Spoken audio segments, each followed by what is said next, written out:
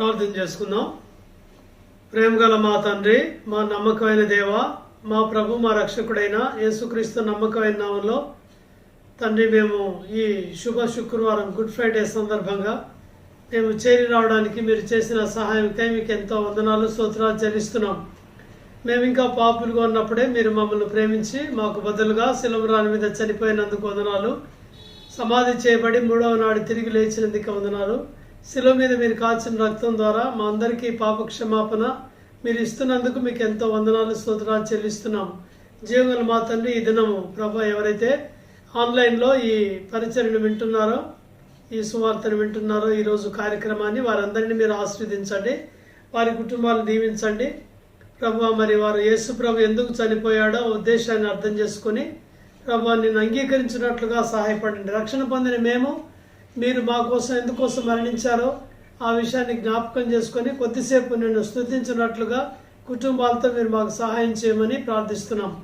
ఆయుగదాసు నన్ను కూడా కనికరించి మీ రక్తంతో కడిగి పరిశుద్ధపరిచి నీ వాక్యం అందించుటకు తండ్రి అర్హమైన పాత్రగా మీరు చేయండి. సమయమును మా తలంపులను స్వాధీనపరచుకోండి. యేసు ప్రభుని తప్ప మరి ఎవరిని చూడకుండా వినకుండా సహాయం చేయండి. మా ప్రభు రక్షకుడైన యేసుక్రీస్తు నామంలో స్తుతించి ప్రార్థించి వేడుచున్నాం తండ్రి, ఆమేన్. మనం సియోను గీతాల్లో నుంచి మనం 271వ పాట మనకై యేసు మరణించే మొదటి 5 చరణాలు పాడుకుందాం. 271.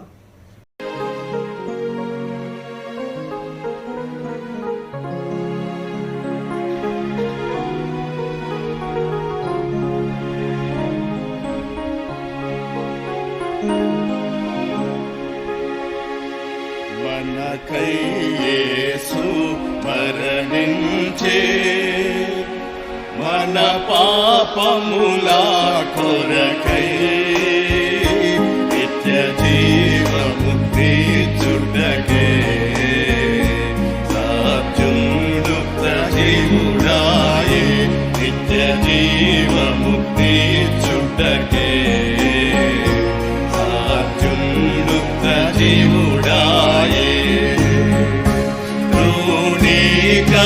నింపబడే విసర్జింపబడెను రుణిగా నింపబడే విసర్జింపబడెను దుఃఖాక్రాంతుడాయే దుఃఖాక్రాంతుడాయే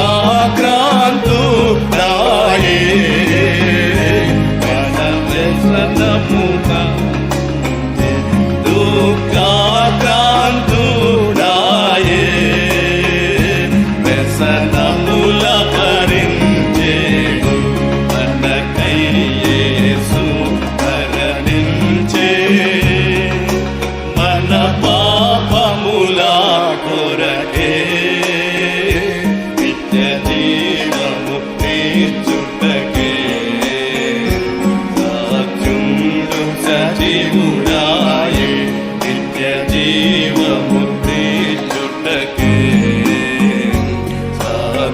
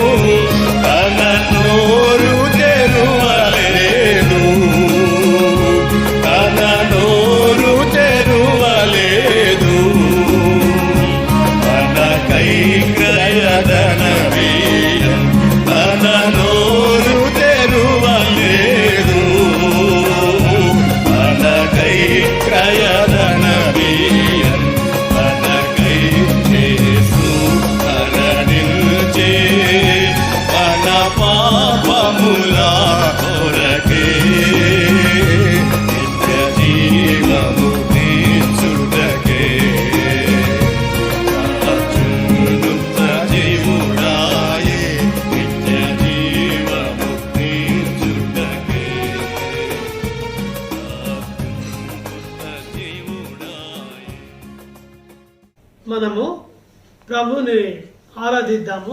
గుడ్ ఫ్రైడే సందర్భంగా దేవుడు మనకి ఏం చేశాడో ఒకసారి జ్ఞాపకం చేసుకుని దేవుని వాక్యం ద్వారా కొద్ది నిమిషాలు మనం ఆరాధనలోకి వెళ్ళే కార్యక్రమం మొదట కలిగి ఉంటాం. దాని తర్వాత మళ్ళీ సువార్త ఇవ్వబడుతుంది, గుడ్ ఫ్రైడే గురించిన సువార్త. ఇందుకోసం మనం యెషయా గ్రంథం 53వ అధ్యాయంలో మొదటి 5 వచనములు కలిసి చదువుకుందాం. బుక్ ఆఫ్ ఐజియా చాప్టర్ 53 మొదటి 5 వచనాలు 1 to 5 నాతో కలిసి చదవండి. మేము తెలియజేసిన సమాచారము ఎవడు నమ్మెను? యెహోవా బాహువు ఎవనికి బయలుపరచబడెను? లేత మొక్కవలను ఎండిన భూమిలో మలిచిన మొక్కవలను అతడు ఆయన ఎదుట పెరిగాను. అతనికి స్వరూపమైనను సొగసైనను లేదు. మనం అతని చూచి అపేక్షించినట్లుగా అతని యందు స్వరూపము లేదు. అతడు తృణీకరింపబడిన వాడును, ఆయను మనుషుల వలన విసర్జింపబడిన వాడును, వ్యసనాక్రాంతుడుగాను వ్యాధిని అనుభవించిన వాడుగాను మనుషులు చూడ నొల్లని వాడుగాను ఉండెను. అతడు తృణీకరింపబడిన వాడు గనుక మనం అతన్ని ఎన్నిక చేయకపోతుమే.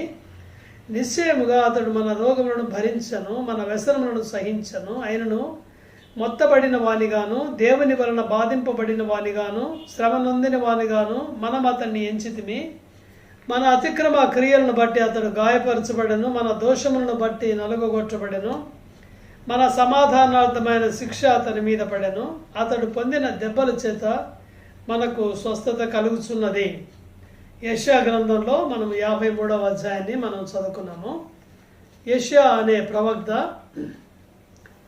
ఈ పుస్తకాన్ని రాశాడు. Major profits, one of the major profits, ఒక పెద్ద ప్రవక్తల్లో ఈయన కూడా ఒకడు. ఈ పుస్తకం 66 చాప్టర్స్, అధ్యాయాలు కలిగి ఉంది. అందుకనే దీన్ని మినీ బైబిల్ అని కూడా పిలుస్తారు. మన బైబిల్లో కూడా 66 పుస్తకాలు, ఇందులో కూడా 66 పుస్తకాలు. మన బైబిల్లో పాత నిబంధన 39, కొత్త నిబంధన 27 విభజించబడ్డాయి 2 భాగాలుగా. ఈ పుస్తకం కూడా అలాగే. మొదటి 39 అధ్యాయాలు, తర్వాత మిగిలిన 27 అధ్యాయాలు. మొదటి భాగాన్ని కండమ్నేషన్ అంటారు, తర్వాత భాగాన్ని కన్సోలేషన్, ఓదార్పు. ముందేమో శిక్ష. యూదులనే దేవుని ప్రజలు వారు దేవుని విడిచి తొలగిపోయారు కాబట్టి దేవుడు వారిని శిక్షిస్తాడు. అది ముందుగానే యెషయా ప్రవచిస్తున్నాడు. తర్వాత దేవుడు కనికరించి తిరిగి వారిని సమకూరుస్తాడు. అందుకని ఓదార్పుతో కూడిన పుస్తకం కూడా ఇది. దీంట్లో Jehovah the salvation of the Lord అనేది theme. Salvation of the Lord, Jehovah అనే రక్షణ, లేకుంటే యెహోవా రక్షణ ఇస్తాడు అని. సో ఇది చాలా మంచి పుస్తకం బైబిల్లో, మినీ బైబిల్. ఈ పుస్తకాన్ని పౌలు చాలా ఇష్టపడతాడు. 80 సార్లు ఈ పుస్తకంలోని మాటలు కోట్ చేస్తాడు ఆయన. సో ఇది మంచి థీమ్ కూడా. ఉజ్జియా రాజు తర్వాత ఈయన పరిచర్య స్టార్ట్ అయింది, యెషయా యొక్క ప్రవక్త. ఇందులో మనం యెషయా 53వ అధ్యాయంలో యెషయా అనేక ప్రవచనాలు యేసు ప్రభు యొక్క పుట్టుక గురించి, ఆయన యొక్క జీవితం గురించి, మరణం గురించి, ఆరోహణం గురించి, తిరిగి వచ్చేదాని గురించి అన్ని విషయాలు యేసు ప్రభు యొక్క లైఫ్ అంతా కూడా ప్రవచించాడు. ఆయన దాదాపు 730 years before he was living. 730 సంవత్సరాలకు ముందే ఇన్ని ప్రవచనాలు ఇచ్చాడు. ఎక్కువ ప్రవచనాలు ఇచ్చింది యెషయానే. మత్తయి సువార్తలో అనేక సార్లు మనము ప్రవక్త చెప్పినట్టు అని చదువుతాము. ఎక్కువ భాగము యెషయా ప్రవక్త నుంచే ఆయన రాశాడు.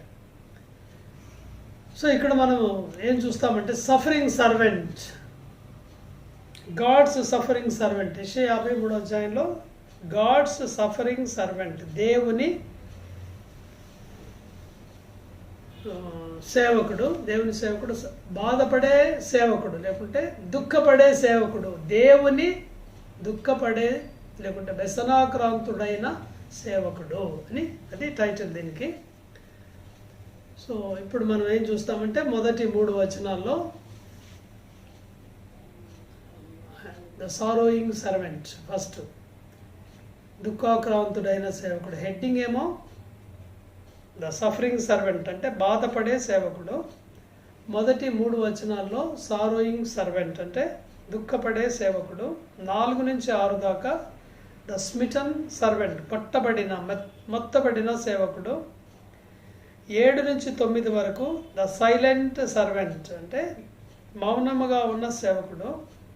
10 నుంచి 12 వరకు 12 వచనాలు ఉన్నాయి. 10 to 12. ద సాటిస్ఫైడ్ సర్వెంట్ అంటే తృప్తి చెందిన సేవకుడు అని 4 భాగాలుగా మనం దీన్ని చదువుకోవచ్చు. మొదటిది సారోయింగ్ సర్వెంట్, దుఃఖాక్రాంతుడు. మొదటి భాగం మనం చదివినట్టుగా ఈ సమాచారం అంటే దేవుడు ఈ లోకానికి వస్తున్నాడు అనే సమాచారము చెప్పినప్పుడు ఎవరు నమ్మలేదు. లేత మొక్కవలను, ఎండిన భూమిలో మొలిచిన మొక్కవలను అంటే ఆయన పవిత్రమైన వాడుగా ఆయన పుడుతున్నాడు, ఆయన పెరుగుతున్నాడు. ఆయన జీవితంలో పాపము లేదు, పవిత్రుడు, నిర్దోషి, పాపుల్లో చేరక ప్రత్యేకముగా ఉన్నవాడు. హెబ్రీ 7:26 ఇలాంటి వాడు ఆయన. కానీ అది చెప్పినప్పుడు ఎవ్వరు కూడా నమ్మలేదు అని బిగిన్ చేస్తున్నాడు మొదట్లోనే. అతనికి స్వరూపము లేదు, సొగసు లేదు, అతని చూసి అపేక్షించినట్లుగా అతని యందు స్వరూపము లేదు. తృణీకరించబడిన వాడు ఆయన, మనుషుల వలన విసర్జించబడిన వాడు, వ్యసనాక్రాంతుడు, వ్యాధిని అనుభవించిన వాడు. ఇవన్నీ కూడా ఆయన గురించిన సంగతులు. సారోయింగ్ సర్వెంట్. యేసు ప్రభు వారు ఈ లోకంలో ఉన్నప్పుడు ఆయన తృణీకరించారు. నజరేయుడు అని పిలిచారు ఆయన్ని, సమరేయుడు అన్నారు, దయ్యములు పట్టిన వాడు అన్నారు, పిచ్చి పట్టిందని కూడా అన్నారు, దయ్యములకు అధిపతి అన్నారు. యేసు ప్రభు వారి గురించి వారు ఇష్టం వచ్చినట్టుగా మాట్లాడారు. ఎవరు లెక్క చేయలేదు ఆయన్ను. యేసు ప్రభు వారు పవిత్రమైన జీవితం జీవించినప్పటికీ ఆయన యందు తప్పులు కనుక్కోవాలని చాలా వృధాగా ప్రయాసపడ్డారు వారు. యేసు ప్రభు వారు వ్యసనాక్రాంతుడుగా ఉన్నాడని మనం చదువుతున్నాము. 1:3 వ్యసనాక్రాంతుడు, వ్యాధిని అనుభవించిన వాడు. మన వ్యసనములు ఆయన సహించాడు. ప్రియమైన స్నేహితులారా, మనము మన పాపమును బట్టి దుఃఖాన్ని కలిగి ఉన్నాము. అయితే ఆయన మన దుఃఖము తీసివేసి సంతోషం ఇవ్వడానికి ఆయన వ్యసనాక్రాంతుడయ్యాడు. సువార్తల్లో మనము ఆయన ఏడ్చినట్టు మనం చదువుతాం, కానీ ఆయన నవ్వినట్టు మనం చదవం. వ్యసనాక్రాంతుడు, నీ కొరకు నా కొడుకు వ్యసనాక్రాంతుడు. యెరూషలేమును చూసినప్పుడు ఆయన ఏడ్చాడు. ఆయన యెరూషలేమా యెరూషలేమా అని. లాజరు చనిపోయినప్పుడు మరియా మార్తల అవిశ్వాసాన్ని చూసి ఆయన ఏడ్చాడు. యోహాను సువార్త 11:35లో జీసస్ వెప్ట్ అనే మాట చూస్తాం. యేసు ఏడ్చెను, కన్నీరు విడిచెను. Shortest verse in the Bible. ఆయన వ్యసనాక్రాంతుడు. ఆయన he was born in a poor family. ఆయన కార్పెంటర్ ఇంటిలో పుట్టాడు కాబట్టి ఈయన కార్పెంటర్ కుమారుడు కాడా అని చెప్పారు ఆయన గురించి. మత్తయి 13:55లో, మార్కు 6:3లో తృణీకరించారు యేసు ప్రభు వారిని. సారోయింగ్ సర్వెంట్, దుఃఖాక్రాంతుడు. డ్రై గ్రౌండ్లో నుంచి ఆయన ఈ సిన్ఫుల్ వరల్డ్లో నుంచి టెండర్ ప్లాంట్ లాగా పెరిగిన దుఃఖాక్రాంతుడు. రెండవది స్మిటన్ సర్వెంట్, కొట్టబడిన, మొత్తబడిన సేవకుడు ఆయన. అదే ఈ చాప్టర్ యొక్క హార్ట్ ఇదే.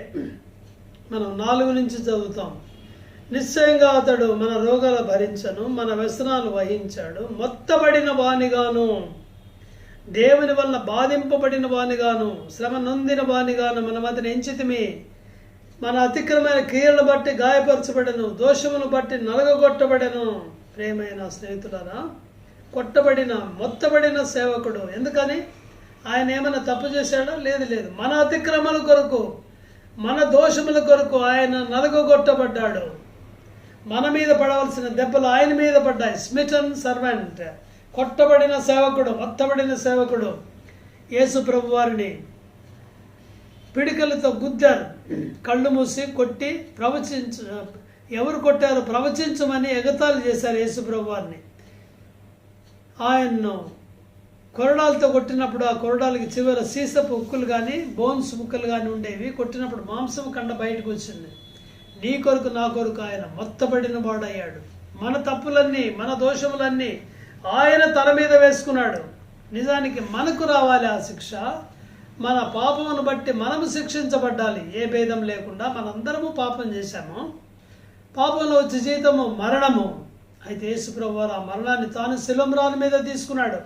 మన యొక్క దోషములన్నీ ఆయన శిలువ మీద మోసుకున్నాడు ఆయన.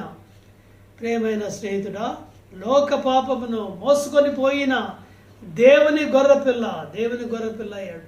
పరిశుద్ధమైన గొర్రెపిల్ల. మన పాపములను మోసుకొని పోయాడు. కప్పిపుచ్చే గొర్రెపిల్ల కాదు. Is lamb of God which taketh away the sin of the world. లోక పాపమును మోసుకొని పోయిన గొర్రెపిల్ల. ప్రారంభ దినాల్లో పస్కా పండుగప్పుడు కుటుంబానికి ఒక గొర్రెపిల్లను వారు వధించేవారు. తర్వాత కొన్నిసార్లు నేషనల్ ఫెస్టివల్స్లో సమాజానికి బదులుగా ప్రాయశ్చిత్తార్థ పండుగకు ఆ రోజు ఒక మేకపిల్లను ప్రధాన యాజకుడు వధించే రక్తాన్ని అతి పరిశుద్ధ స్థలంలో కరుణాపీఠ మీద ప్రోక్షించేవాడు. ఇప్పుడు ఇది ఈ గొర్రెపిల్ల లోక పాపమును మోసుకొని పోయిన దేవుని గొర్రెపిల్ల మన సమాధానార్థమైన శిక్ష ఆయన మీద పడెను. సమాధానం లేకుండా ఉంటుంది పాపమును బట్టి, దుష్టులకు శాంతి లేదు, నెమ్మది లేదు. యేసు ప్రభు వారు ఇదిగో శాంతి మీకు అనుగ్రహిస్తున్నాను, నా శాంతి మీకు ఇస్తున్నాను.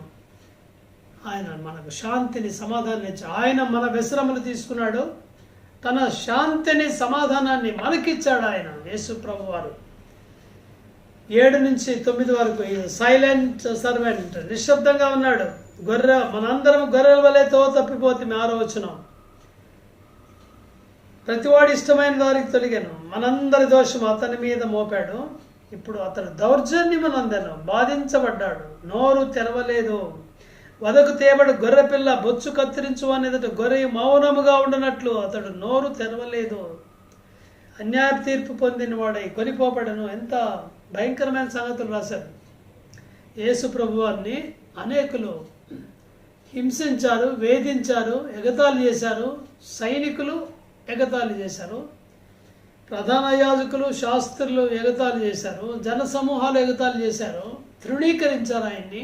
ఓ నువ్వు దేవుని కుమారుడా అయితే నిన్ను నీవు రక్షించుకో, ఇప్పుడు శిలువ మీద నుంచి రా, అప్పుడు మేము నమ్ముతాం. అలాగా ఎగతాళి చేస్తున్నారు. చనిపోయే యేసు ప్రభు వారు శిలువ మీద చేతుల్లో మేకలు కొట్టబడ్డాయి, పాదాలు మేకలు కొట్టబడ్డాయి, తల మీద ముళ్ళ కిరీటం ఉంచుకున్నాడు మనందరి పాపాల కొరకై.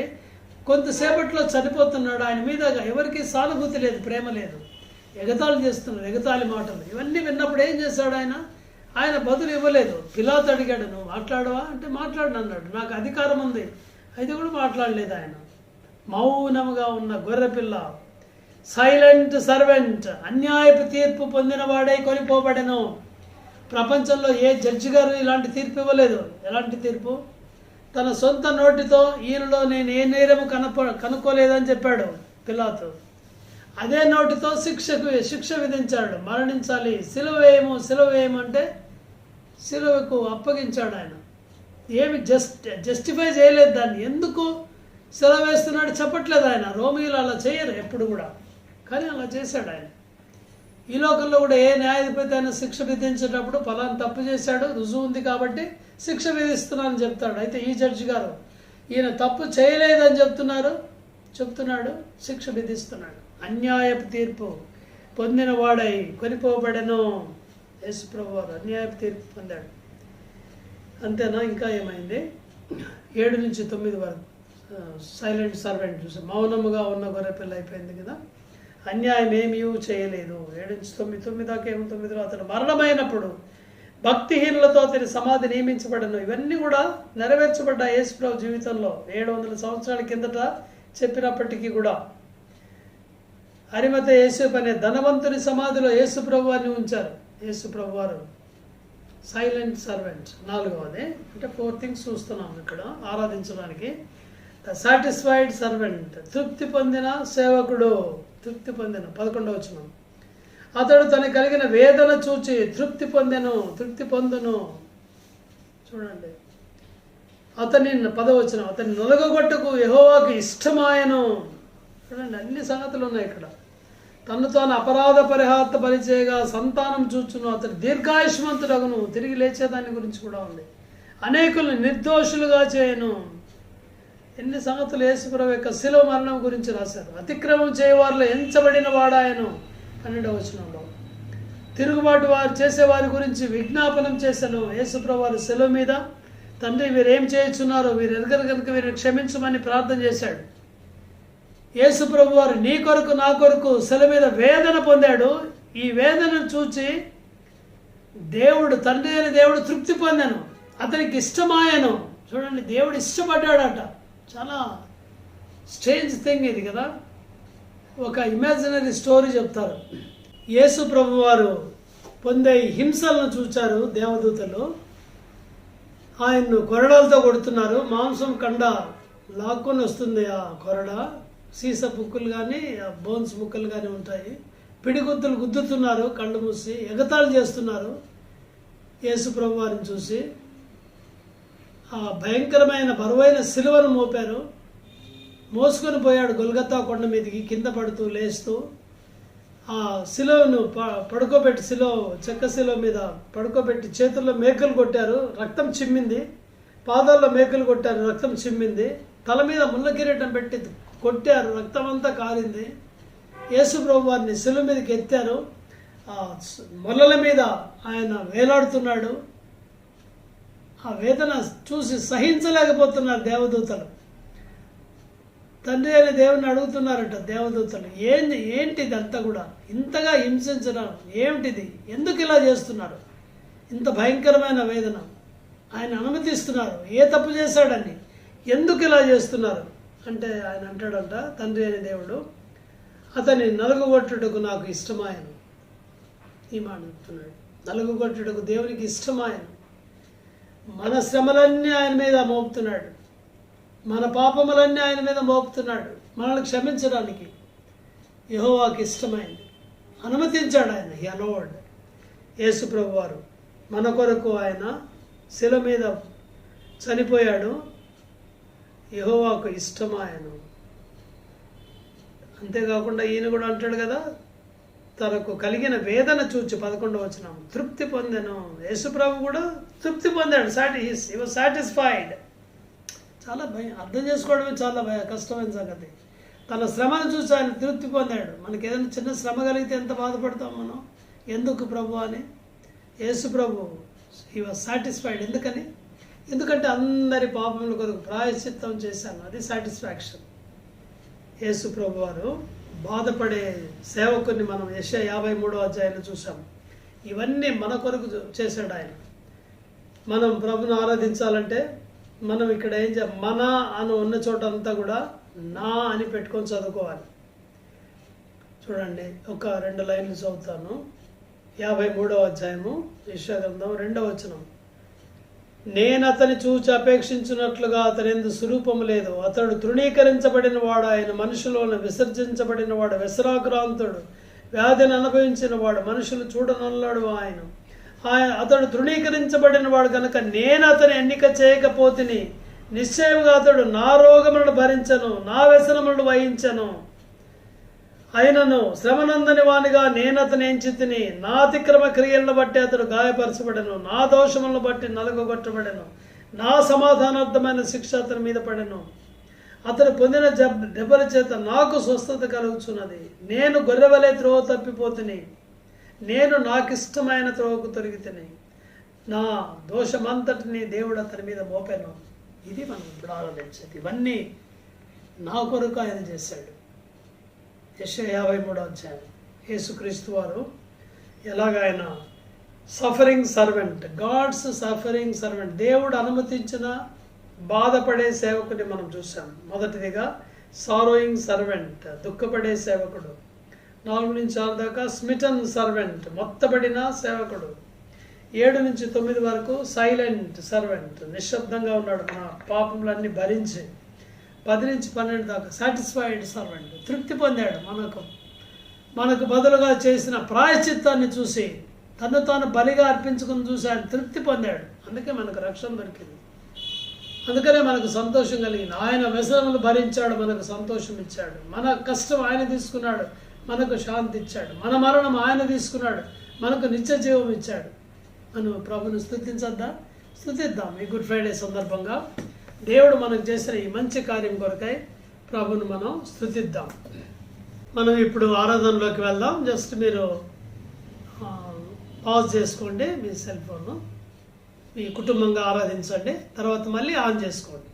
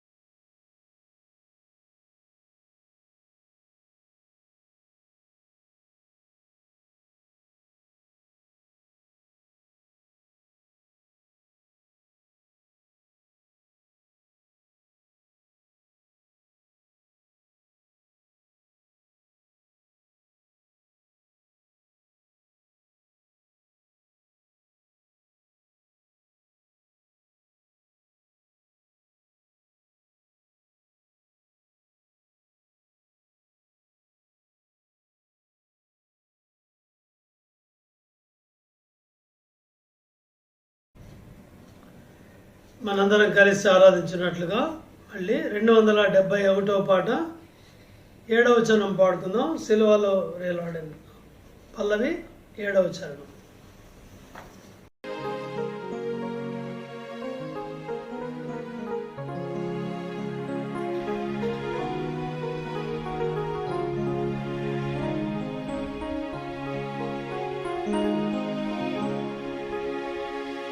మనకై యేసు మరణించే, మన పాపముల కొరకై నిత్య జీవము తీర్చుటకే, సాత్యుడు సజీవుడాయే నిత్య జీవము తీర్చుటకే, సాత్యుడు సజీవుడాయే. సిలువలో వేలాడెను, సమాధిలో ఉండెను. సిలువలో వేలాడెను, సమాధిలో ఉండెను. సజీవుడై లేచెను, సజీవుడై లేచెను. స్తోత్రము హల్లెలూయా, సజీవుడై లేచెను. స్తోత్రము హల్లెలూయా, మనకై యేసు మరణించే, మన పాపముల కొరకే నిత్య జీవము తీర్చుటకే, సాత్యుడు సజీవుడాయే నిత్య జీవము తీర్చుటకే, సాత్యుడు సజీవుడాయే.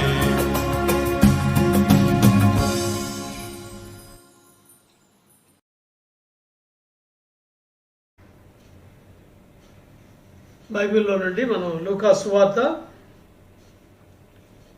23వ అధ్యాయము 32వ వచనం నుండి 43 దాకా చదువుకుందాం కలిసి.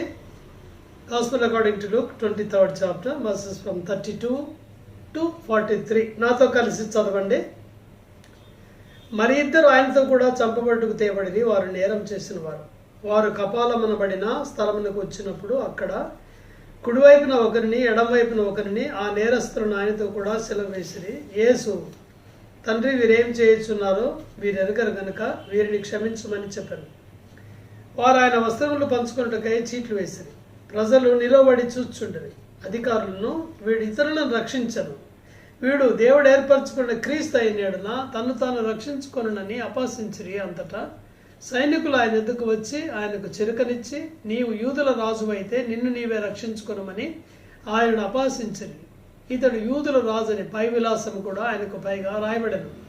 రేలాడ వేయబడిన ఆ నేరస్తుల్లో ఒకడు ఆయనను దూషించుచు, నీవు క్రీస్తువు కదా, నిన్ను నీవు రక్షించుకొనము, మమ్మ కూడా రక్షించుమని చెప్పాను. అయితే రెండవవాడు వారిని గద్దించి, నీవు అదే శిక్షా విధిలో ఉన్నావు కదా, కనుక దేవునికి భయపడవా?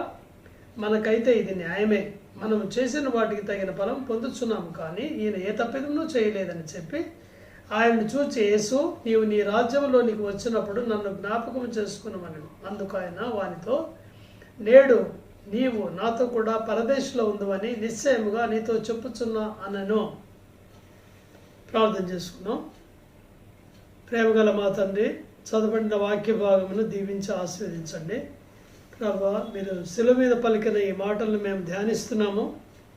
విన్న వారందరితో కూడా, వింటున్న మా అందరితో కూడా మీరు మాట్లాడమని ప్రార్థన చేస్తున్నాం. రక్షణ లేని వారికి రక్షణ అనుగ్రహించండి. రక్షించబడిన మేము మీరు ఎందుకోసం చనిపోయారు ఆ ఉద్దేశాన్ని అర్థం చేసుకొని నీ కొరకు జీవించినట్లుగా మాకు సహాయం చేయండి. సమయమును ఆ తలంపులను స్వాధీనపరచుకోండి. మీ రక్త ప్రోక్షణ కిందికి తెచ్చుకొంచుండగా కడిగి పరిశుద్ధపరచండి. పరిశుద్ధాత్మ ద్వారా మాట్లాడండి. మా ప్రభు రక్షకుడైన యేసుక్రీస్తు పేరు వేడుచున్నాం తండ్రి, ఆమేన్. ప్రియమైన వారులారా, ఈరోజు గుడ్ ఫ్రైడే సందర్భంగా ప్రపంచమంతటా కూడా ఈ పండుగను ఆచరిస్తున్నారు. చాలామంది క్రైస్తవులు దుఃఖాక్రాంతులై ఉండేది, ఉపవాసాలు ఉండేది కూడా మనం చూస్తాం. గుడ్ ఫ్రైడే అనేది ఇంగ్లీష్ భాషలో ఒక పెక్యులర్ పదంగా ఉంది. గుడ్ ఫ్రైడే, శుభ శుక్రవారం తెలుగులో, is a designation that is peculiar to English language. దీన్ని యాక్చువల్గా వేరే వేరే భాషల్లో వేరే వేరే రకాలుగా చెప్తారు. జర్మనీలో ఇట్స్ కాల్డ్ కర్ ఫ్రిటగ్. కర్ అంటే కేర్ అని అర్థం. దాని అర్థం ఏంటంటే ఇట్ మెంట్ మార్నింగ్. మార్నింగ్ అంటే ఏడ్చే శుక్రవారం అని, మార్నింగ్, MOURNING. సో శిష్యులు అదే చేశారు గుడ్ ఫ్రైడే రోజు. వాళ్ళందరూ కూడా చాలా దుఃఖాక్రాంతులుగా ఉన్నారు. యేసు ప్రభు మరణం గురించి వారు చింతిస్తున్నారు. దేవర్ మార్నింగ్. సో కొంతమంది ఏమంటారంటే దీన్ని గాడ్స్ ఫ్రైడే అని కూడా అంటారు. గాడ్ అంటే గాడ్ కాస్త తర్వాత గుడ్ అయిందని కూడా కొంతమంది భావిస్తున్నారు. సో గాడ్స్ ఫ్రైడే కాస్త గాడ్స్ ఫ్రైడే అంటే గాడ్ హోలీ అని, హోలీ ఫ్రైడే అని వారి అర్థం. అయితే tragedy of God brought good to others. Correct meaning అంటే ఇది, tragedy of God brought good to the other people. దేవుని యొక్క దుఃఖము మనుషులకు శ్రేయస్సు లేకుంటే శుభం కలుగజేసింది.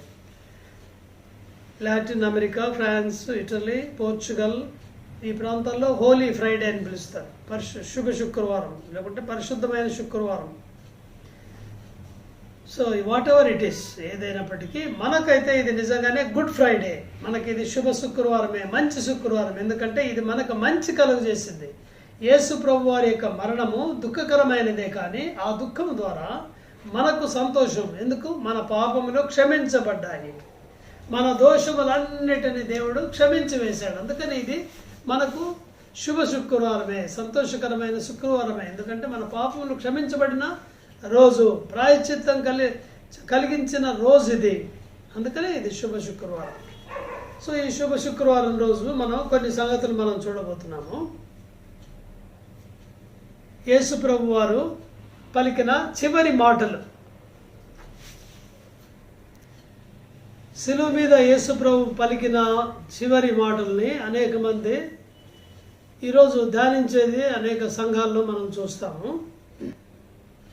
చివరి మాటలు, లాస్ట్ వర్డ్స్. చివరి మాటలు చాలా ప్రాముఖ్యమైన మాటలే.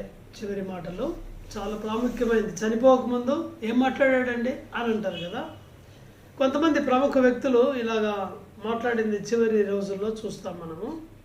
ఉదాహరణకు చార్ల్స్ స్పర్జన్, ఆయన చివరి మాటలు ఏమిటంటే Jesus died for me, Yesu ప్రభు వారు నా కొరకు చనిపోయాడు అని చెప్పాడు. John Wesley, the best of all is God is with us. ఆయన అన్నాడు అన్నిటికంటే చాలా ప్రాముఖ్యమైనది, మంచిది ఏమిటంటే దేవుడు మనతో కూడా ఉన్నాడు అని చెప్పాడు. అలెగ్జాండర్ ద గ్రేట్ చివరి మాటలు ఇవన్నీ చెప్తారు. Empty I came, empty I go.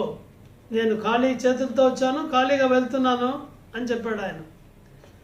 మా నాన్నగారి చివరి మాటలు ఏమిటంటే నాతో, నేను వివిఎస్ పరిచర్య ఆపేసి ఆయన చూడ్డానికి వెళ్ళాను, సీరియస్గా ఉన్నాడని హాస్పిటల్లో. సో ఆయన మాటలు నాతో ఏంటంటే, ఎందుకు పరిచర్య వదిలిపెట్టి వచ్చావు, వెళ్ళు దేవదానం అని చెప్పాడు. అవి ఆయన చివరి మాటలు. మనం మర్చిపోలేము చివరి మాటలు కదా, అవి చాలా ప్రాముఖ్యమైనవి. యేసు ప్రభు చివరి మాటలు కూడా ప్రాముఖ్యమైనవే. మనము ఈ మాటలు మనం ఈరోజు చూడబోతున్నాము. అన్ని 7 మాటలు పలికాడు. 7 మాటల గురించి బ్రీఫ్గా మనం చూస్తాము. ప్రత్యేకంగా 1-2 మాటల్ని మనం ధ్యానించబోతున్నాం. లూకాసు వార్త 23వ అధ్యాయంలో మనం చదివిన భాగంలో 2 మాటలు, యేసు ప్రభు శిలువ మీద నుంచి పలికిన 2 మాటల్ని మనం చూస్తాం. మొదటిది ఏమిటంటే 34వ వచనంలో ఉంది.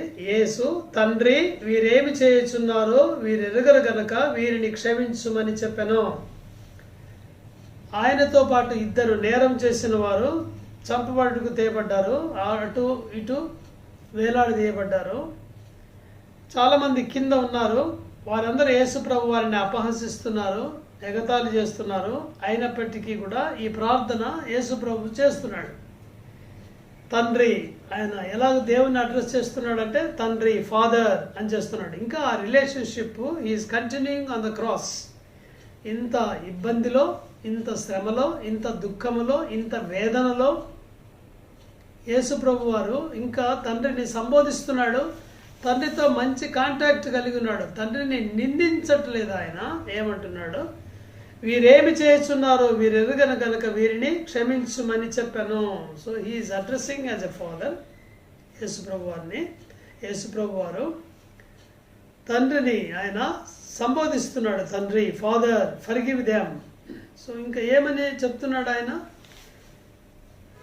What is his request? ఆయన ప్రార్థన ఏంటి? Forgive them for they know not what they do. ఆయన చెప్తున్నాడు, ప్రభువా వీరి తండ్రి వీరు ఏం చేయుచున్నారో వీరు ఎరగరు కనుక వీరిని క్షమించుము. ఆయన అప్పీల్ ఏంటి? అప్పీల్ అంటే వినతి ఏంటి? వీరిని క్షమించుము. Forgive him, forgive them. యేసు ప్రభు వారు శిలోమ్రాను మీద తనను హింసించే వారి గురించి ప్రార్థన చేస్తున్నాడు. చూడండి, ఇంత విచిత్రమైంది కదా. Is appeal is to forgive them, క్షమించమని. మళ్ళీ ఆర్గ్యుమెంట్. ఏం ఆర్గ్యుమెంట్? ఎలా ఒక అడ్వకేట్ చేస్తున్నట్టు చేస్తున్నాడు. వీరేం చేస్తున్నారో వీరికి తెలియదు కాబట్టి క్షమించుము. మనమైతే వీరికి బాగా తెలుసు కాబట్టి వీరిని శిక్షించమని చేస్తాం కదా. అలా చేయట్లేదు యేసు ప్రభు వారు. చూడండి, యేసు ప్రభు వారు తాను ఈ లోకంలో ఉన్నప్పుడు ఏమైతే బోధించాడో అది ఆయన ఆచరిస్తున్నాడు. కొండ మీద ప్రసంగంలో 5వ అధ్యాయం మత్తయి సువార్తలో 44వ వచనంలో, మీ శత్రువులను ప్రేమించుడి. చివరి లైన్లో, మిమ్మల్ని హింసించు వారి కొరకు ప్రార్థన చేయడి. ఈ లోకంలో ఉన్నప్పుడు ఆయన బోధించిన మాటలు ఇప్పుడు ఆచరిస్తున్నాడు. ఆయన యేసు ప్రభు వారు మంచి బోధకుడు. ఆయన చెప్పినవన్నీ కూడా చేసేవాడు. అపోస్తలుల కార్యాలు 1వ అధ్యాయంలో 2వ వచనంలో యేసు ప్రభు చేటుకును బోధించుటకును అని రాయబడింది. కాబట్టి యేసు ప్రభు వారు ప్రేమ గలవాడు, దేవుడు ప్రేమ స్వరూపి. యేసు ప్రభు వారు ఆ ప్రేమను బయలుపరచడానికి వచ్చాడు. కాబట్టి ఆయన ఈ ప్రార్థనను చేయగలుగుతున్నాడు. తను బోధించాడు కొండ మీద ప్రసంగంలో, ఇప్పుడు చేస్తున్నాడు ఆయన. ప్రేమ అది పగను ఉంచుకోదు. రోమీయులకు చాలా భిన్నమైన సంగతి ఇది. రోమీయులు వారు ఒక దేవత, అనేక దేవతలు ఒక దేవతను పూజించేవారు. రివెంజ్ అనే దేవత, పగ, అది ఒక దేవత వారికి. యేసు ప్రభు దానికి విరోధంగా బోధించాడు. ఇప్పుడు అది ప్రాక్టీస్ చేస్తున్నాడు ఆయన. వీరేం చేయుచున్నారో వీరు ఎరగరు కనుక వీరిని క్షమించుము. యేసు ప్రభు చేసిన ఈ ప్రార్థనను దేవుడు ఆలకించాడు అంటారా? ఆలకించాడు. తర్వాత 2వ అధ్యాయం అపోస్తలుల కార్యాల్లో పేతురు ప్రసంగం చేసినప్పుడు 3000 మంది రక్షించబడేది మనం చూస్తాం కదా. యేసు ప్రభు వారు ఇప్పుడు మీ రక్షణ కొరకు కూడా ఆయన ప్రార్థన చేస్తున్నాడు. మీరు రక్షించబడాలని. రక్షించబడిన వారు ఆయన ప్రార్థన మూలంగా మనం రక్షణ పొందాం. ప్రభుకు వందనాలు. మొదటి ప్రార్థన, తండ్రి వీరేమి చేయుచున్నారో వీరు ఎరుగరు గనుక వీరిని క్షమించుము, ఫర్గివ్ దెమ్. 2వది 23:43, అందుకైన వారితో, నేడు నీవు నాతో కూడా పరదేశంలో ఉందువని నిశ్చయముగా నీతో చెప్పుచున్నాను. నేను పరదేశంలో నీవు నాతో కూడా ఉంటావు అని ఒక దొంగతో చెప్తున్నాడు. 2 దొంగలు ఉన్నారని చూసాం కదా. సో ఒక దొంగ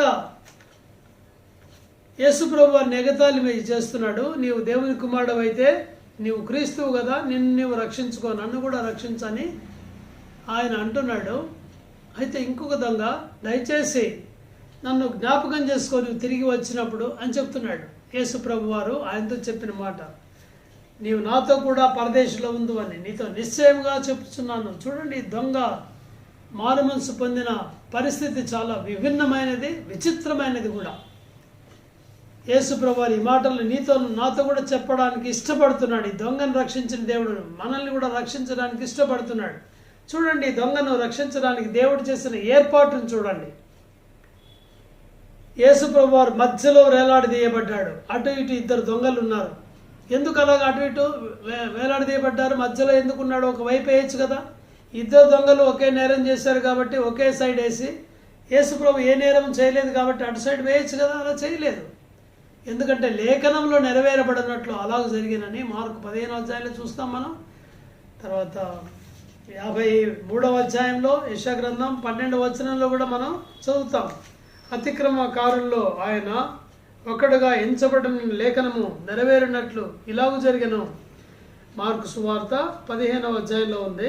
27వ వచనంలో, కుడివైపున ఒకరిని ఎడమవైపున ఒకరిని, ఇద్దరు బందిపోటు దొంగలు ఆయనతో కూడా సిలువ వేసిరి. కింద అప్పుడు ఆయన అక్రమకారులు ఒకడుగా ఎంచబడిన లేఖనము నెరవేరినది. యెషయా 53:12 లేఖనము నెరవేరబడినట్లు సెంటర్. దానివల్ల ఉపయోగం ఏంటి? అడ్వాంటేజ్ ఏంటి? యేసుప్రభు ఏ మాటలు చెప్పినా వీరిద్దరు వింటారు కదా. యేసుప్రభు ఈ ప్రార్థన చేశాడు, వారిద్దరు విన్నారు. ఒక దొంగ హృదయంలో దేవుని ఆత్మ పనిచేస్తున్నాడు. ఏమిటి విచిత్రమైన ప్రార్థన, ఎన్నడూ వినలేదు, తను హింసించే వారిని క్షమించమంటున్నాడు అని ఒక దొంగ అనుకుంటున్నాడు. ఇంకొక దొంగ హృదయంలో ఇంకా కఠినంగానే ఉన్నాడు. అంటే equal opportunities are being given. ఇప్పుడు కూడా అలాగే ఈ వాక్యం వింటున్నారు, ఈక్వల్ ఆపర్చునిటీస్ ఇవ్వబడుతున్నాయి. మీకు వింటున్నారు అందరు కూడా. కొంతమంది పాజిటివ్గా ఆలోచిస్తున్నారు, కొంతమంది నెగిటివ్గా ఉండవచ్చు. యేసు ప్రభు వారిని కింద నిలబడిన వారు ప్రజలు 35వ వచనం, లూకా 23:35 నిలబడి చూస్తున్నారు. అధికారులు ఇతరులను రక్షించని వీడు దేవుడు ఏర్పరచుకున్న క్రీస్తు అయితే తను తాను రక్షించుకుని నన్ను అపహసించిరి. సైనికులు కూడా నీవు యూదుల రాజు అయితే నేను రక్షించుకోను. కింద నిలబడిన వ్యక్తులు ఎగతాళి చేస్తున్నారు యేసు ప్రభు వారిని. ఈ ఎగతాళి మాటలు వీరిద్దరు కూడా సమానంగా వింటున్నారు మళ్ళీ కదా. అయితే ఈ ఎగతాళి మాటల్లో సువార్త ఉంది. ఏమిటా సువార్త? వీడు ఇతరులను రక్షించను ఒక స్టేట్మెంట్ ఇస్తున్నాడు. యేసు ప్రభు వారు రక్షించాడు, ఇతరులను ఇస్తున్నారు. వీళ్ళు ఇతడు దేవుడు ఏర్పరచుకున్న క్రీస్తు అని చెప్తున్నారు. ఇంతవరకు వారు వినకుండా ఉంటే యేసు ప్రభు గురించి మొదటిసారి వింటుంటే ఈ మాటలు వారి హృదయాల్లో పనిచేస్తున్నాయి. సైనికులు నువ్వు యూదుల రాజువు, ఇవన్నీ సంగతులు వింటున్నారు మొదటిసారి. పరిశుద్ధాత్ముడు ఒక దొంగ హృదయంలో ఈ కార్యాన్ని చేస్తున్నాడు. అంతేకాదు అడ్రస్ రాశారు పైన 38వ వచనం, యూదుల రాజు. అయితే యోహన్ సువార్త 19:19 యూదుల రాజు అయిన నజరేయుడైన యేసు అని రాశారు. యూదులు అభ్యంతరం చెప్తారు దానికి. అతడు చెప్పాడని రాయ్యా నువ్వు అంటే, నేను రాసినదేమో రాసినది అంటాడు పిలాతు. కాబట్టి ఎందుకు వచ్చాడో ఆయన కథ ఏమిటో మొత్తం ఉంది అక్కడ, చరిత్ర నేరముగా రాశారు కానీ అది ఆయన చేసిన పనిని చూపిస్తుంది. యేసు రక్షకుడు, నజరేయుడు, ధృవీకరించబడిన వాడు, ఆయన యూదులకు రాజు, మెస్సియా. మొదటి రాయబడిన ట్రాక్ట్ అని చెప్పచ్చు, అది ఫస్ట్ గాస్పల్ ట్రాక్ట్. దేవుడు ఎలాగ కార్యం చేస్తాడనేది మనం చూస్తాం. విచిత్రమైన పరిస్థితులు ఏర్పడ్డాయి. తర్వాత ఇక్కడ శిలువ మీద ఒక దొంగ చేసిన ప్రార్థన చాలా విచిత్రమైన, ఆశ్చర్యకరమైన ప్రార్థన, ఆశ్చర్యకరమైన పరిస్థితులు, ఆశ్చర్యకరమైన ప్రార్థన కూడా. Amazing prayer. ఏం ప్రార్థన చేస్తున్నాడు? దానికి ముందు ఏం జరిగింది? ఒక దొంగ ఏమో విమర్శిస్తున్నాడు, దూషిస్తున్నాడు. అయితే ఇంకొక దొంగ ఏమని చెప్తున్నాడు? ఆయన మాటల్లో తండ్రి ఏం చెప్తున్నాడు? ఆయన మాటల్లో ఏమంటున్నాడు? నీవు అదే శిక్షా విధిలో, 40వ వచనం, అతన్ని గద్దించి నీవు అదే శిక్షా విధిలో ఉన్నావు, దేవునికి భయపడవా? మనకిది న్యాయమే, మనం చేసిన వాటికి ఫలం పొందుతున్నాము, ఈయన ఏ తప్పిదం చేయలేదు. ఎన్ని సంగతులు చెప్తున్నాడు చూడండి. దేవునికి భయపడవా అంటే దేవుని భయం ఉంది. మనకిది న్యాయమే, మనం చేశాము అందుకని మనం ఫలం పొందుతున్నాం. నిజమే ప్రియులారా, మనందరం పాపం చేశాం. పాపం వల్ల వచ్చే జీతము మరణం, అగ్నిగుండము. అది తగినది మనకు. ఆ సంగతి మనం తెలుసుకోవాలి. అయితే యేసుప్రభు గురించి కూడా ఈ మాటలు తెలుసుకోవాలి. ఏ తప్పిదములు చేయలేదు ఆయన. యేసుప్రభు నీతిమంతుడు, పాపంలో చేరక ప్రత్యేకంగా ఉన్నవాడు, పవిత్రుడు. ఆయనలో పాపము లేదు, ఆయన పాపము చేయలేదు. యేసుప్రభు వారి గురించి ఈ సంగతులు మనం నమ్మాలి. ఈ దొంగ నమ్మాడు. తర్వాత ఏం చేస్తున్నాడు? ఇప్పుడు ప్రార్థిస్తున్నాడు. యేసు విచిత్రమైన ప్రార్థన. నీవు నీ రాజ్యంలోనికి వచ్చినప్పుడు నన్ను జ్ఞాపకం చేసుకున్నాము. ఈ ప్రార్థన నువ్వు చేస్తే రక్షించబడతావు. ఈ దొంగ ఏమి నమ్ముతున్నాడు చూడండి. చాలా విచిత్రమైన సంగతులు ఉన్నాయి ఆయన గురించి. ఈ దొంగకు యేసుప్రభు గురించి తెలిసిన విషయం కొంచెమే. ఇంతకుముందు చాలా ప్రసంగాలు యేసుప్రభు చేసిన విన్నాడు అనడానికి ఎలాంటి దాఖలాలు లేవు మనకు. ఫస్ట్ టైం ఆయన గురించి విన్నాడు, చదివాడు, అంతే. కొంతమంది అంటారు నాకు చాలా సంగతులు డౌట్స్ ఉన్నాయి, అవన్నీ తెలుసుకుంటే అప్పుడు నా ప్రభు నమ్ముతాను అంటారు. ఏం తెలియనక్కర్లేదు. మనం పాపం చేశాము, ఆ సంగతి తెలిస్తే చాలు. నరకానికి వెళ్తాము, అగ్నిగుండానికి వెళ్తాము, ఆ సంగతి తెలిస్తే చాలు. యేసు ప్రభు వారు పాపము లేనివాడు, మన కొరకు చనిపోయాడు, రక్తం కార్చాడు, నా పాపాలు క్షమిస్తాడని నమ్మితే చాలు. ఇంత చాలు ఇన్ఫర్మేషన్, ఇంకేం అక్కర్లేదు. Is having very little knowledge. అయితే కూడా ఈ ప్రార్థన చేస్తున్నాడు. యేసు ప్రభు చేసిన ఏ అద్భుతం ఆయన చూడలేదు. మెరకల్. చాలామంది దేవుడు మాకు ఏదైనా మేలు చేస్తే నమ్ముతాం, ఆశ్చర్యకార్యం చేస్తే నమ్ముతాం, కడుపు నొప్పి పోతే నమ్ముతాం, పిల్లలు ఇస్తే దేవుడిని నమ్ముతాం, మేము మా కష్టాలు పోతే నమ్ముతాం. దొంగకు ఎలాంటి మంచి పని చేయలేదు. ఏ మంచి పని యేసుప్రభు వారు దొంగ పక్షాన చేయలేదు. ఆయన చూడండి, ఆయన విశ్వాసం గురించి చెప్తున్నాను. ఈ దొంగ విశ్వాసం చాలా గొప్పదైన విశ్వాసం. ఒక చనిపోయే స్థితిలో ఉన్న వ్యక్తిని నమ్ముతున్నాడు. చూసారా, ఎవరైనా నమ్ముతారో అలాంటి వ్యక్తిని? చనిపోబోతున్నాడు, ఏ సహాయం చేయలేడు ఆయన. అతని కంటే ముందు చనిపోబోతున్నాడు. నిస్సహాయుడైన యేసుప్రభు వారిని చూసి నమ్ముతున్నాడు. మనం ఎందుకు నమ్మకూడదు? చనిపోయి తిరిగి లేచిన వాడు యేసుప్రభు వారు. ఆయన మనం సులభంగా నమ్మచ్చు. అనేక అద్భుతాలు, ఆశ్చర్యకార్యాలు మన జీవితాల్లో ఆల్రెడీ చేసిన దేవుడు, సులభంగా నమ్మవచ్చు. ఎక్కువ మ్యాటర్ తెలియదు, ఎక్కువ బలహీనతలో ఉన్నాడు, అయినప్పటికీ నమ్ముతున్నాడు. ఈ దొంగ ఎలాంటి మంచి కార్యం చేయలేదు, ఛాన్స్ లేదు, అంటే చచ్చిపోయాడు వెంటనే కదా. యేసుప్రభు వారు మనల్ని అలా క్షమిస్తాడు. మన నీతి క్రియలన్నీ కూడా ఆయన చూడడు. ఆయన అవి మురికి పేలికలు. ధర్మశాస్త్ర సంబంధమైన క్రియల మూలంగా ఎవడును నీతిమంతుడుగా తీర్చబడ జాలడు, బైబిల్ చెప్తుంది. మంచి కార్యాలు చేయడానికి ఏమీ అవసరమే లేకపోయింది. చాలామంది అంటారు అవి చేయాలి, ఇవి చేయాలి, మోక్షం పోవాలంటే ఇలా చేయాలి, అలా చేయాలి, కష్టపడాలి, ఉపవాసం ఉండాలి, చాలా తపస్సు చేయాలి, చాలా చెప్తారు. పుణ్యకార్యాలు, ధన్యకార్యాలు చేయాలి, ఏవో చెప్తారు. కానీ ఏం చేయలేదు. దొంగ చేయడానికి అవకాశం లేదు. గొప్ప విశ్వాసం, అందరికంటే గొప్ప విశ్వాసం ఈ వ్యక్తి కలిగి ఉన్నాడని నేను చెప్పగలను. యేసు ప్రభు చనిపోయే యేసు వైపు, ఏ ఆశ్చర్యకార్యం చేయలేని యేసు వైపు చూస్తున్నాడు. చేసి ప్రార్థన చేస్తున్నాడు. నీవు ఇలాంటి ఆయన్ని పట్టుకొని నీ రాజ్యంలోనికి వచ్చినప్పుడు, అంటే రాజుని నమ్ముతున్నాడు. యేసు అనగా రక్షకుడు అని నమ్ముతున్నాడు. తన పాపములకు రక్షకుడు ఆయన, పాపము నుంచే రక్షించే రక్షకుడు. నీవు నీ రాజ్యంతో వచ్చినప్పుడు, సెకండ్ టైం వచ్చినప్పుడు నన్ను జ్ఞాపకం చేసుకొను. చూడండి ఎంత చిన్న ప్రార్థన, షార్ట్ ప్రేయర్. నేను చాలాసార్లు ఈ ప్రార్థన విని చాలా నిజంగా ఆశ్చర్యపోతాను. చాలామంది అంటారు, ఓ లాంగ్ ప్రేయర్ చేయాలండి, రక్షణ పొందాలంటే 3 రోజులు ప్రార్థన చేయాలంటారు. చేశాడు దొంగ? చేయలేదు. చిన్న లైన్ చేశాడు. చాలామంది చాలా రక్షణ పొందడానికి కూడా చాలా కండిషన్స్ పెడతారు. మనం అలా చేయాలి, ప్రేయర్ ఇలా చేయాలి. ఏం చేయలేదు. సింపుల్ ఫెయిత్తో ఒక్క సెంటెన్స్ చేశాడు. సుంకరి ప్రార్థన చేశాడు. ఒక మాటలో చెప్పాలంటే, దేవా పాపినైన నన్ను కరుణించుము, అతని కంటే ఇతడు నీతిమంతుడిగా తీర్చబడే వెళ్ళనని మీతో నిశ్చయంగా చెప్పుచున్నాను. పరిసేయుడు సుంకరి కథలో ప్రారంభంలో నన్ను జ్ఞాపకం చేసుకున్నాము. చిన్న ప్రేయర్, ఆశ్చర్యకరమైన ప్రేయర్. ఇంత కష్టంలో ఉండి చేస్తున్నాడు. నన్ను రక్షించని అడగలేదు ఆయన. రక్షిస్తే నమ్ముకుంటానని పక్కవాడు చెప్పాడు కదా. తనకంటే తన కలీగ్ చెప్పాడు. వాడు ఇద్దరు జాయింట్ ఆపరేషన్ చేసి ఉంటారు దొంగతనం. ఒకవేళ వాడు ఏం చేస్తే అది నేను చేస్తాను అనుకోవట్లేదు. కొంతమంది బంధువుల ద్వారా ఇన్ఫ్లుయెన్స్ చేయబడతారు. వాళ్ళేమంటే వీళ్ళదే అంటారు. వాళ్ళ ద్వారా ఫ్రెండ్స్, రిలేటివ్స్ ఇవి ఇన్ఫ్లుయెన్స్ చేయట్లేదు. ఏంటి ఇతరులు ఏమనుకుంటారని కూడా ఆలోచించట్లేదు. కింద వాళ్ళందరూ ఎగతాళి చేస్తుంటే ఈయన నమ్ముకోవడం ఎంత కష్టమైంది కదా. అందరు నమ్ముతుంటే మనం నమ్మటం అది వేరే విశేషం, అది వేరే సంగతి. అందరూ తృణీకరిస్తుంటే అలాంటి వ్యక్తిని విశ్వాసం ఉంచడం అనేది ఎంత గొప్ప సంగతి కదా, గొప్ప విశ్వాసం. ప్రేమైన స్నేహితులారా, దేవుడు నిన్ను ప్రేమించి వాక్యం ఇస్తున్నాడు. నీవు కూడా ఈ ప్రార్థన చేస్తే దేవుడు తప్పక నీతో ఈ మాట చెప్తాడు. ఏ మాట చూడండి మళ్ళీ. Amazing salvation, amazing situation, amazing supplication and now amazing salvation. అద్భుతమైన లేకుంటే ఆశ్చర్యకరమైన రక్షణ. నేడు నీవు నాతో కూడా పరదేశంలో ఉందని నిశ్చయంగా నీతో చెప్పుచున్నాను. యేసుప్రభు నీతో ఈ మాట చెప్తున్నాడు. నేను రేపు నిన్ను జ్ఞాపకం చేసుకుంటాను అని చెప్పట్లేదు. నేడు, టుడే, ఈరోజే, రేపు కాదు. ఈరోజు పాపం క్షమించమని ప్రార్థన చేస్తే ఈరోజే క్షమిస్తాడు. ఇప్పుడు చేస్తే ఇప్పుడే క్షమిస్తాడు. నేడు నీవు నాతో కూడా. It's a personal salvation, it's personal. మీ ఇద్దరు నాతో ఉంటారని చెప్పట్లేదు. నీవు ఎవరు ప్రార్థన చేస్తే వారే. పరదేశంలో ఉందువు, ప్యారడైజ్. యేసు ప్రభు ఇంకా ఉన్న రోజుల్లో ప్యారడైజ్ పాతాళంలో, అంటే భూమి కింది భాగంలో ఉండేదని చెప్తారు.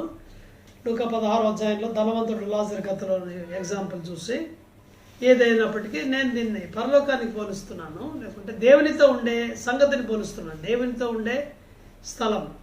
You will be in paradise. దేవునితో పాటు ఉంటావు, పరదేశంలో ఉండు. డౌట్గా చెప్తున్నాడా? ఉంటే హోప్స్ అంటున్నాడా? Verily verily I say to you, నిశ్చయముగా నీతో చెప్పుచున్నాను, నిశ్చయమైనది.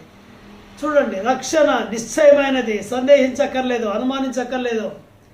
రక్షణ ఇప్పటిదే, ఇప్పుడే మనము రక్షణ, ఇదే రక్షణ దినము, రేపు కాదు. యేసు ప్రభువు నిశ్చయంగా నీతో పర్సనల్గా చెప్తున్నాడు ఈ మాట. సమానమైన అవకాశాలు ఇవ్వబడ్డాయి. ఒక దొంగ పాతాళానికి, అగ్నిగుండానికి వెళ్ళాడు, మరొక దొంగ పరదేశికి వెళ్ళాడు, దేవునితో ఉండే స్థలానికి వెళ్ళాడు. ఎంత విచిత్రమైన సంగతి. నీ సంగతి ఏమిటి ప్రియమైన స్నేహితుడా? What is your position? యేసు ప్రభు వారు నీతో ఈ మాట చెప్పాలని కోరుతున్నావా? నేడు నీవు నాతో కూడా పరదేశంలో ఉందువు. రెండవ మాట, నేను కొన్ని మాటలు చెప్తాను. మూడవది, బిహోల్డ్ దై సన్, బిహోల్డ్ దై మదర్. అమ్మా, ఇదిగో నీ కుమారుడు. యేసు ప్రభు చెప్పిన మాట యోహాను సువార్తలో ఉంది, 19వ అధ్యాయము. నీ తల్లి, నీ కుమారుడు. యోహాను ప్రియమైన శిష్యుడు, ఆయనతో ఈ మాటలు చెప్తున్నాడు 19th చాప్టర్లో. తాను ప్రేమించిన శిష్యుడు దగ్గర నిలబడ్డాడు 26వ వచనంలో. అమ్మా, ఇదిగో నీ కుమారుడు అని తన తల్లితో చెప్పాను. తర్వాత శిష్యుని చూసి ఇదిగో నీ తల్లి అని చెప్పాను. ఆ గడి నుండి ఆ శిష్యుడు ఆమెను తన ఇంట చేర్చుకొను. ఈ శిష్యుడు యోహానే అని మనందరికి తెలుసు. పుస్తకం కూడా యోహాను సువార్త రాసింది ఆయనే. ఇక్కడ మనం ఏం చూస్తున్నాం? ఇంత కష్టంలో ఉండి కూడా యేసు ప్రభు వారు తన బాధ్యతను మర్చిపోలేదు, రెస్పాన్సిబిలిటీ. తల్లిని ప్రేమించిన శిష్యుడైన యోహానుకు అప్పగిస్తున్నాడు. ఇప్పుడు మరియ సంగతి ఏమిటి? మరియా భర్తను కోల్పోయి ఉండవచ్చు, ఎందుకంటే జోసెఫ్ గురించి మళ్ళీ మనం చదవం. లూకా సువార్త 2వ అధ్యాయంలో చదువుతాము. ఆయన్ను 12 సంవత్సరాలు యేసు వయసు, అదే లాస్ట్ మెన్షన్డ్ అబౌట్ జోసెఫ్. తర్వాత చదవం. తర్వాత చనిపోయాడని చాలామంది చరిత్రకారులు భావిస్తున్నారు. భర్తను కోల్పోయిన మరియతో అంటున్నాడు. మరి కుమారులు ఉన్నారు కదా, 4 కుమారులు ఉన్నారు. మత్తయి 13:55, మార్కు 6:3 వాళ్ళ పేర్లు కూడా ఉన్నాయి. అయితే వారు యేసు ప్రభువుని విశ్వాసం ఉంచలేదని యోహాను సువార్త 7వ అధ్యాయం 5వ వచనంలో యోహానే రాస్తున్నాడు. కాబట్టి ఇప్పుడు కూడా శిలువ దగ్గర వారు ఉన్నట్టు కనిపించట్లేదు మనకు. ఎవరు లేరు, శిష్యులందరూ వదిలిపెట్టిపోయారు, ఒక్క యోహాను ఉన్నాడు. ఇప్పుడు ఏం చేస్తున్నాడు ఆయన? తన బాధ్యతను యోహానుకు అప్పగిస్తున్నాడు. ఆమెను ప్రేమిస్తున్నాడు. యేసు ప్రభు వారు ప్రేమిస్తున్నాడు. ఈ యోహాను బహుమానంగా ఇస్తున్నాడు, రివార్డ్ లాగా ఇస్తున్నాడు. అయితే యోహానుకు ఒక రెస్పాన్సిబిలిటీ ఇస్తున్నాడు. ఈమెను చూసుకునే బాధ్యత ఆయనది. అప్పటి నుంచి చేర్చుకొనేను అని చదివాం కదా. ఈ కేరెత్ ఫర్ యూ, అది గుర్తొస్తుంది నాకు. ఈ కేరెత్ ఫర్ యూ, 1 Peter 5:7. ఆయన మిమ్మల్ని గురించి చింతిస్తున్నాడు. తల్లిని గురించి చింతించిన దేవుడు మన గురించి కూడా చింతిస్తున్నాడు. మనం దేనికి, ఏ అవసరానికి చింతించక్కర్లేదు, ఎందుకంటే ఆయన చింతిస్తున్నాడు కాబట్టి. యెహోవా నా కాపరి, నాకు లేమి కలగదు. మరియ గురించి ఆయన చింత కలిగి ఉన్నాడు. 4వది మనం చూస్తాము, మత్తయి సువార్త 27:46లో, నా దేవా నా దేవా నన్నెందుకు చేయి విడిచితివి, ఏలీ ఏలీ లామా సబక్తని అనే మాటలు చూస్తాం. సో ఇక్కడ తండ్రితో తన యొక్క కనెక్షన్ పోయింది. ఇప్పుడు ఫర్సేకన్ తండ్రి ఆయన వదిలిపెట్టాడు శిలోమ్రాను మీద, చీకటి గమ్మిందని చదువుతాం దానికి ముందు భాగంలో. చూడండి యేసు ప్రభు సంగతి. 9 నుంచి 12 దాకా శిలువ మీద ఉన్నాడు. 12 నుంచి 3 దాకా చీకటి గమ్మింది. సూర్యుడు అదృశ్యుడయ్యాడు. సృష్టి అంతా కూడా మూగపోయిందనమాట. సృష్టి బాధపడుతుంది, చీకటి. తండ్రి అతన్ని వదిలేశాడు. శిలోమ్రాను మీద చీకటి గమ్మింది. యేసు ప్రభు మీద మోపబడిన పాపములు సృష్టి చూడలేకపోయింది. ఆ భారం ఎంతో గొప్పది, ఆ వేదన ఎంతో గొప్పది. యేసు ప్రభు కంటే ముందు జీవించిన వారు, యేసు ప్రభు కాలంలో జీవించిన వారు, యేసు ప్రభు తర్వాత మనం చేయబోయే పాపాలన్నీ కూడా శిలోమ్రాను మీద మోసుకున్నాడు యేసయ్య. తండ్రి ఆయన వదిలిపెట్టాడు. యేసు ప్రభు అంటున్నాడు, నా దేవా నా దేవా నన్నెందుకు చేయి విడిచితివి. యేసు ప్రభు వారు వేసే కేక ఇది. దేవుడు వదిలిపోయి, ఇవన్నీ కూడా ప్రవచనాలు ఉన్నాయి. ఇంతకుముందు యేసు ప్రభు వారు గురించి 1000 సంవత్సరాల కిందట దావీదు చెప్పాడు యేసు ప్రభు గురించి. అవన్నీ కూడా ఇప్పుడు నెరవేర్చబడుతున్నాయి. యేసు ప్రభు పీరియడ్లో నెరవేర్చబడుతున్నాయి ప్రవచనాలన్నీ కూడా. కీర్తనల గ్రంథం 22వ అధ్యాయంలో 1000 years బిఫోర్ దావీదు అంటున్నాడు, నా దేవా నీవు నన్నేలా విడనాడితివి, నన్ను రక్షింపక నా ఆర్తధ్వని వినక నీ వేళ దూరముగా ఉన్నావు. యేసుప్రభు గురించిన అనేక శిలువ సంగతులు, శిలువ మీద జరిగిన సంగతులన్నీ కూడా దావీదు రాస్తున్నాడు.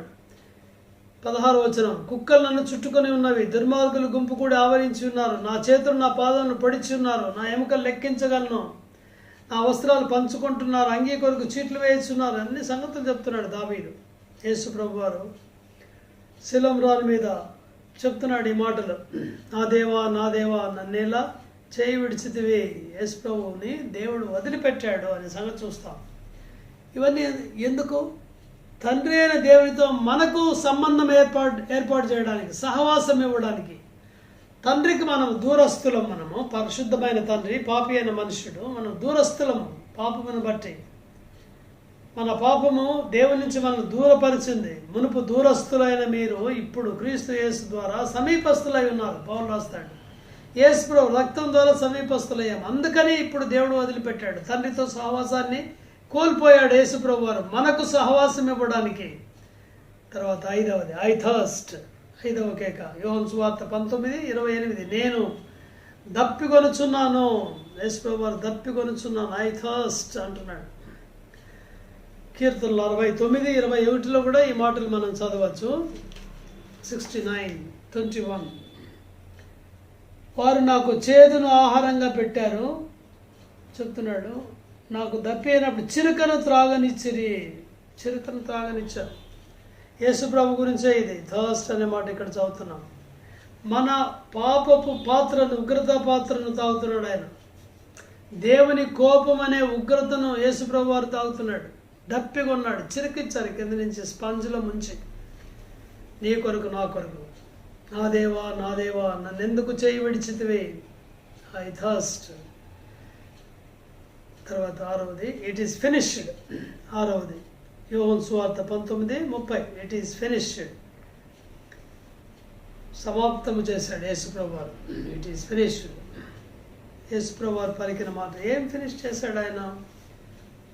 ఏం ఫినిష్ చేశాడంటే మన పాపమునికి వచ్చే శిక్షను ఆయన పూర్తిగా ముగించాడు. యేసుప్రభు వారు ముగించాడు. యోహాను సువార్త 19:30, ఇదిగో చిరక పుచ్చుకొని 19:30 యోహాను సమాప్తమైనదని చెప్పి తల వంచి సమాప్తమైన. ఏం సమాప్తం చేశాడు? ఏ ఉద్దేశంతో అయితే ఈ లోకానికి వచ్చాడో ఆ ఉద్దేశం, ఆ పనిని నెరవేర్చాడు. 10వ అధ్యాయం, హెబ్రీయులకు రాసిన పత్రిక 10వ అధ్యాయంలో 7వ వచనంలో ఈ మాటలు చూస్తాము.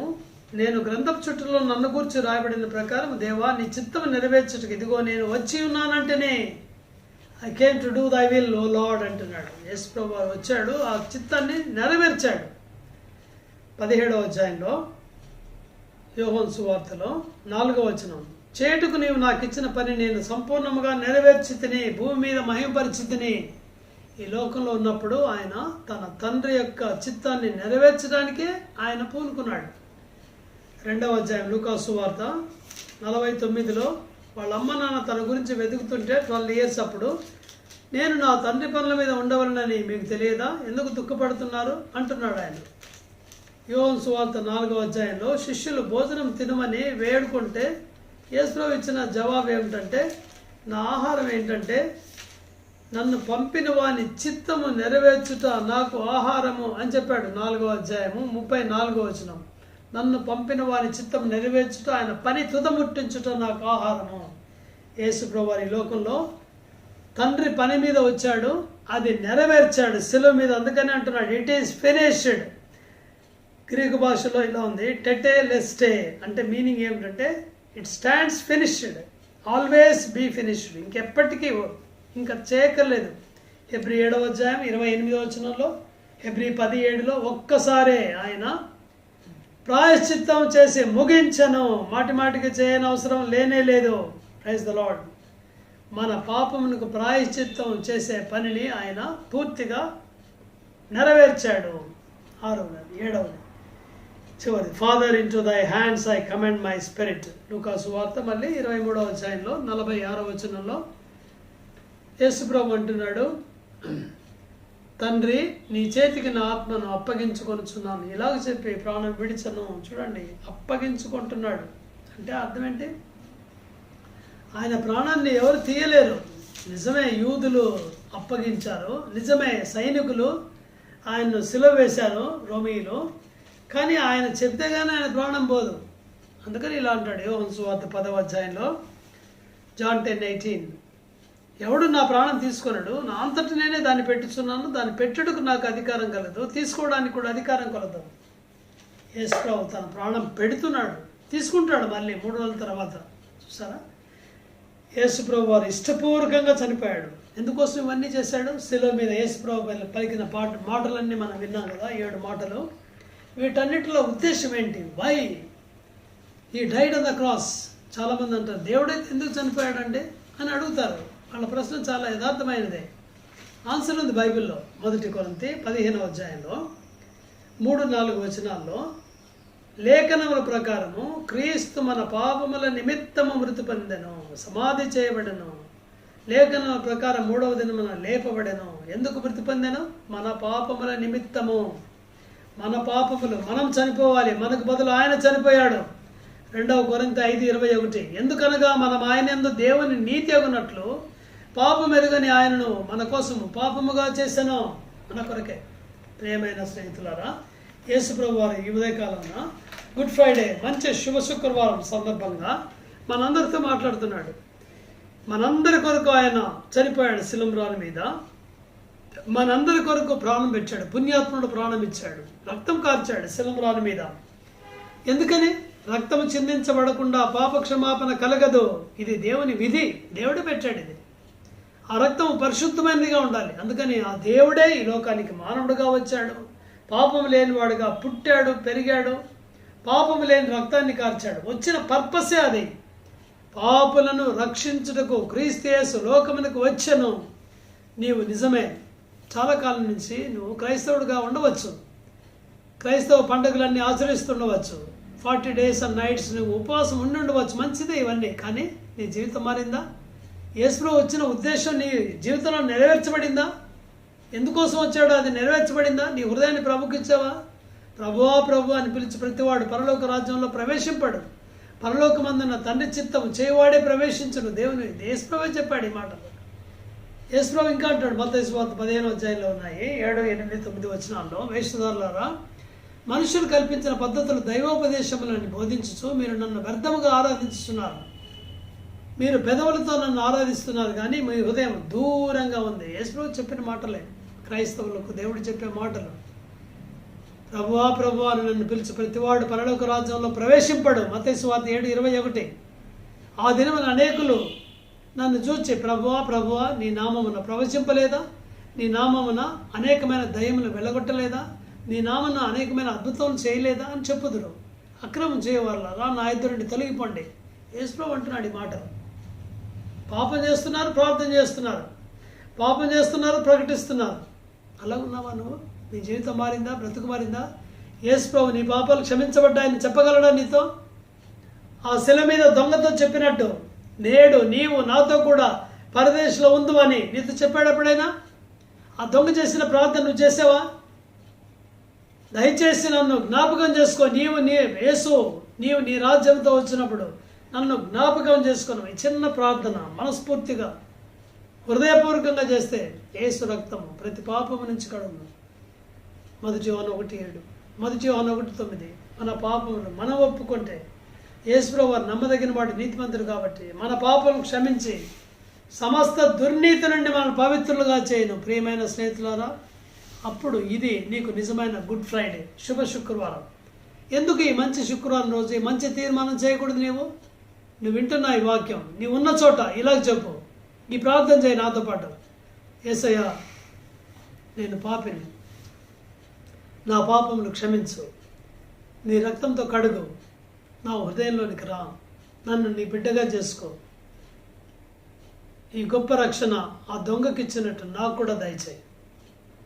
వెంటనే ఆలస్యం లేకుండా ఈ పాపాలన్నీ క్షమించబడతాయి.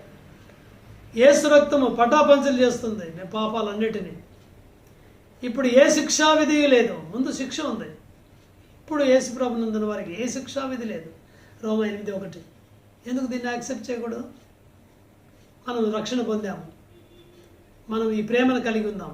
యేసు ప్రభు వారు చేసిన మొదటి ప్రార్థన, తండ్రి వీరేం చేస్తున్నారో వీరు ఎరగరు కనుక వీరిని క్షమించుము. ఆ క్షమాపణను మనం అనుభవించాము. యేసు ప్రభు ఇచ్చిన క్షమాపణను, ఈ క్షమాపణ ఇతరులకు కూడా ఇద్దాం. మనకు ఎవరైతే హాని చేశారో వారిని హృదయపూర్వకంగా క్షమిద్దాం మనం. అదే యేసు ప్రభు బోధ. ఆయన పిల్లలు ఆచరించవలసింది అదే. దేని గురించి చింతిస్తున్నావా? He knows every need. తల్లిని గురించి కేర్ తీసుకున్నాడు, మన గురించి కూడా కేర్ తీసుకుంటాడు తప్పకుండా.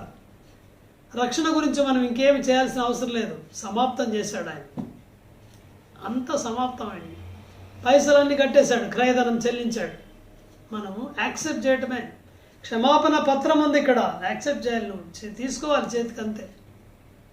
Why don't you accept? Today is the day of salvation. ఇదిగో ఇదే మిక్కిలి అనుకూలమైన సమయం. ఇది రక్షణ దినం. రేపు మనం జీవించి ఉంటామో లేదో తెలియదు. కరోనా వచ్చే మనం చనిపోతామని కాదు, ఏ వ్యాధి ద్వారా చావచ్చు, యాక్సిడెంట్లో చనిపోవచ్చు. చనిపోకముందే, యేసు ప్రభు రాకముందే, రెండవసారి. ఇప్పుడే మిక్కిలి అనుకూలమైన సమయము. ఇదిగో ఇదే రక్షణ దినం. ఈ ప్రార్థన చేయండి, నిశ్చింతగా ఈ రక్షణ అనుభవిద్దాం. మనం ప్రభు రాకడను అపేక్షిద్దాం. దేవుడి వాక్యమును మీకు మీ కుటుంబాలకు దీవెనకరంగా చేయనుగాక. ప్రార్థన చేసుకుందాం. ప్రేమగల మా తండ్రి, ఇచ్చిన వాక్యమును ఆశీర్వదించండి.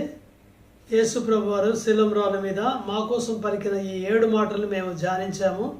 ప్రాముఖ్యంగా 2వ మాటను ధ్యానించాము తండ్రి. ఎవరైతే ఇంకా యేసు ప్రభు వారి హృదయంలో చేర్చుకోలేదో తమ సొంత రక్షకుడిగా, వారు దొంగవలే, మారు మనసు పొందిన దొంగవలే, యేసు నన్ను జ్ఞాపకం చేసుకున్నామని ప్రార్థన చేసేవారిగా ఉంచండి. వారు కూడా ఈ మాట వినుటకు సహాయం చేయండి. నీవు నాతో కూడా పరదేశంలో ఉందో అని నిశ్చయంగా నీతో చెప్పుచున్నాను. ఈ మాట వినుటకు సహాయపడండి. ఈ వాక్యమును దీవించి ఆశీర్వదించండి. మా పిల్లలందరికీ రక్షణ దయచేయండి. మా కుటుంబాన్ని దీవించి ఆశీర్వదించండి. కరోనా పీరియడ్లో ఉన్నాము, మీ కాపుదల భద్రత మాకు అనుగ్రహించండి. మా ప్రభు రక్షకుడైన యేసుక్రీస్తు పేరిట వేడుచున్నాం తండ్రి, ఆమెన్. మన తండ్రి అయిన దేవుని ప్రేమ, ప్రభు యేసుక్రీస్తు వారి యొక్క కృప, పరిశుద్ధాత్మని యొక్క అన్యోన్య సహవాసము మనందరికీ ఎల్లప్పుడూ తోడుగా ఉండును గాక, ఆమెన్. తిరిగి ఈస్టర్ సండే రోజు మార్నింగ్ మళ్ళీ 10 గంటలకు మనం ఈ వర్షిప్ ఈస్టర్ సండే మినిస్ట్రీ కొరకు మనం కలుసుకుంటాం. ప్రార్థించండి. Praise the lord.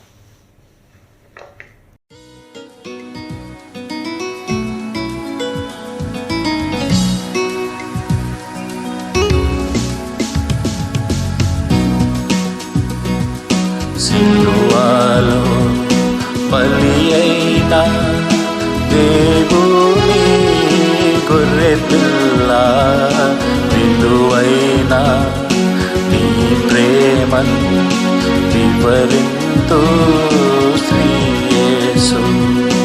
విలువైన నీ ప్రేమను వివరింతు శ్రీ యేసు. ఆనాటి యూదులే నిన్ను చంపిరనుకొంటి,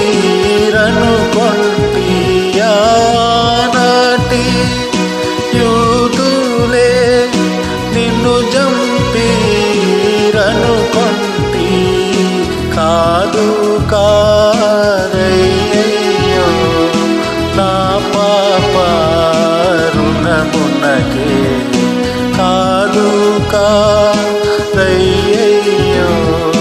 నా పాప రుణమునకే.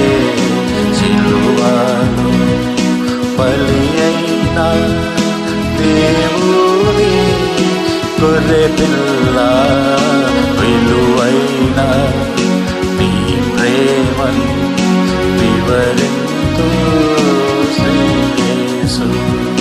విలువైన నీ ప్రేమను వివరింతు శ్రీ యేసు. పరమున కెత్తబడిన ప్రియ యేసు రాకడకై, పరమున కెత్తబడిన ప్రియ యేసు రాకడకై, పదిలముగా కనిపెట్టి పాడెదను హల్లెలూయా. పదిలముగా కనిపెట్టి పాడెదను హల్లెలూయా. సిలువలో బలి అయిన దేవుని గొర్రె